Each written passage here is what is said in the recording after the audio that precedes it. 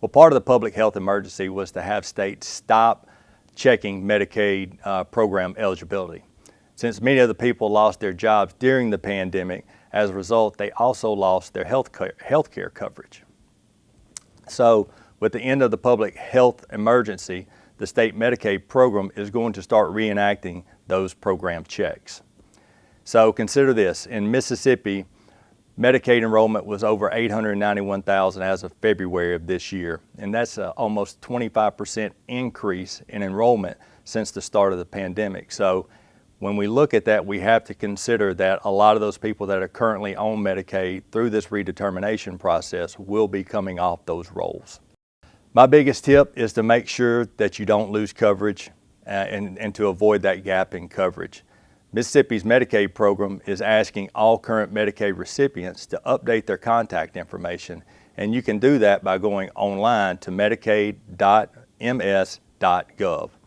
Also, if you're on Medicaid, you should check your mail very carefully, as the Mississippi Division of Medicaid is already in the process of sending out renewal forms.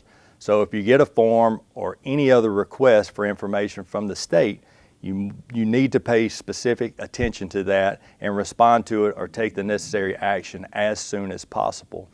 And for those with family members who are on Medicaid, please make sure that you stay in touch with them and let them know how important it is that they respond to any of the information that they get through the mail.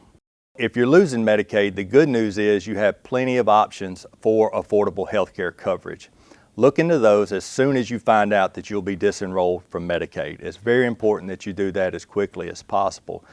You might be able to get enrolled on an employer plan, so check with your company's Human Resources Department to see what they offer. But if you don't have access to an employer plan, there are other options that do have generous federal assistance available. The subsidies are larger now than they have ever been, and more people now qualify. This is definitely a good option if you're looking to transition on or off of Medicaid. The biggest tip that I can give folks is to try to find an agent or a navigator that can help you through that process. It's very simple, but there are people that are out there that are trained to do this, and they'll do it for free. They'll walk you through the steps. They'll let you know what options are available, how the coverage applies, and they'll do this free of charge. There's no charge for enrollment. These people are designed, they're professionals, and they're set out to make sure that they help you through this process. And they can also help you calculate how much financial assistance you'll qualify for. So that's a very important piece of this, because Medicaid plans and healthcare.gov plans are very, very different. And so if you're not familiar with it, or if it's been a while since you've been on a regular plan, getting with an agent or a navigator can help make this process a lot easier.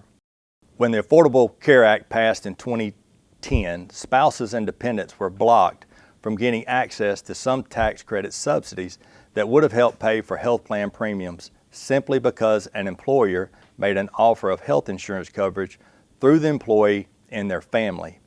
Even if that offer was unaffordable and very expensive, it didn't matter, because the existence of an employer's offer of health insurance actually blocked the dependents from being able to qualify for any financial assistance.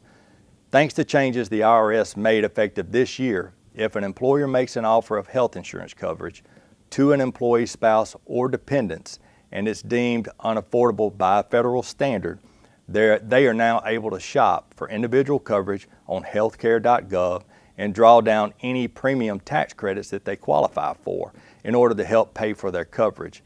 And this is really going to help bring some financial relief to the citizens of Mississippi, and it should help bring other plans to make things more competitive into the state as well. I'd recommend again that they get help from an agent, especially if you're looking at going from employer coverage to healthcare.gov for the first time. You can click on Find Local Help to find navigators and insurance professionals that can help you through the process.